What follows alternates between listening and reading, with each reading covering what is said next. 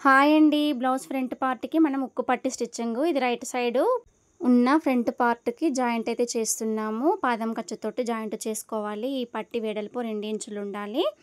సరిపడంత పొడవు కంటే 1 ఇంచ్ ఎక్స్ట్రా ఉండాలండి.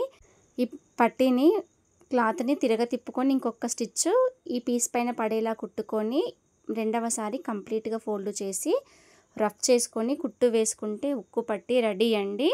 చూడండి, సింపుల్గా స్టిచ్చింగ్ చేసుకోవచ్చు. మనకి ఇది ఉక్కు పట్టి సైడ్ ఉన్న పీస్ అనేది కొంచెం పెరుగుతుందండి. ఇది కాజా పట్టి, ఉక్కు పట్టి చూడండి విధంగా ఒకదానిపైన ఒకటి 2 సమంగా పెట్టుకొని చూసుకోవాలి. మనకి ఇక్కడ ఉక్కు పట్టి పెరిగింది కనుక ఇది ఎక్స్ట్రా పీస్, దీన్ని మనం తీసేసుకుందాము. తీసేసుకుంటే 2 నెక్కులు సమానం అయిపోతాయండి. రౌండ్ షేప్ కూడా పర్ఫెక్ట్గా వచ్చేస్తుంది. ఈ విధంగా మనం నెక్కులు అనేవి సెట్ చేసుకోవాల్సి వస్తుంది. ఒకవేళ నెక్కు పొడవు పెరిగితే మనం షోల్డర్ దగ్గర కొద్దిగా క్రాస్ తీసేసుకుంటే ఫ్రంట్ పార్ట్లో నెక్ పర్ఫెక్ట్గా వచ్చేస్తుంది.